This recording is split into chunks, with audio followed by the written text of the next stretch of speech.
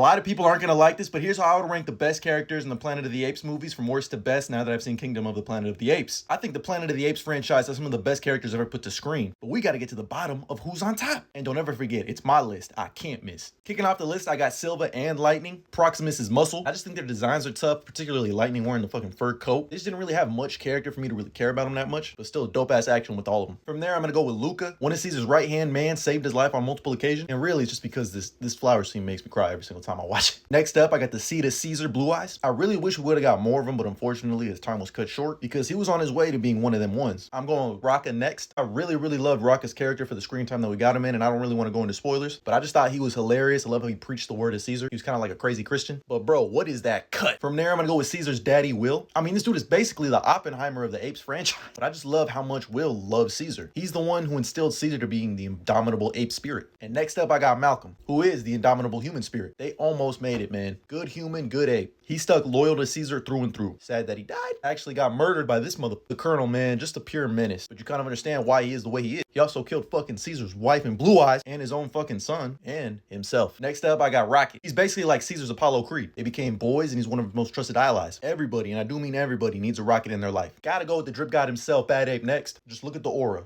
Look at the drip. He got that shit on, don't he? And really, we need to start talking about how he's one of the most underrated characters in this entire franchise. I really like what they did with Noah. He felt very relatable and human. He went on this big coming-of-age revenge tale, and he proved that he got that dog in him. Smart, intelligent, heartfelt, and is on his way to becoming the next Caesar. You know I gotta go with Proximus Caesar next because what a wonderful day! You want to talk about swagger, aura, je ne sais quoi. I mean, just look at the drip. Evolution. I mean, his presence you could just feel was pouring out of the screen. I thought his motivation made a lot of sense. It was kind of crazy how he was preaching the word of Caesar to weaponize that for his own selfish reasons. This man even called himself Proximus Caesar, which means like closest descendant to Caesar. Buddy, you are a bonobo. Somebody lied. I'm gonna beat your ass and hide the Bible if Caesar watching. In third place, I got Maurice, and he really should be in first. He's the realest ape there is. Caesar's real right-hand man, the one he leans on when he needs help and advice, is Yoda. And even though he has a disdain for humans growing up, he sees their potential and their love for him. And all I know is all my homies love Maurice. But in second place, you know we gotta put that menace Koba on here for the memes alone.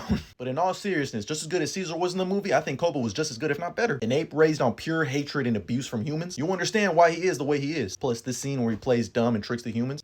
And my brother in Christ, they had him on horseback, dual-wielding machine gun shooting from the hip, laughing. Ape, follow Koba now. Caesar, weak, but Koba weaker. Because I mean, was it ever in doubt that Caesar wasn't going to be in first place? This is Ape Messiah right here. This is Ape's Jesus, Moses. This the ape that freed the slaves. Let's all just take some time to appreciate this aura, because if it's one thing Caesar's going to do, he's going to stand on business. At the end of the day, at his core, he's a good ape. Even if he's not a perfect ape, he'll do whatever it takes to protect his family and his species. And I just love his journey from rise to war.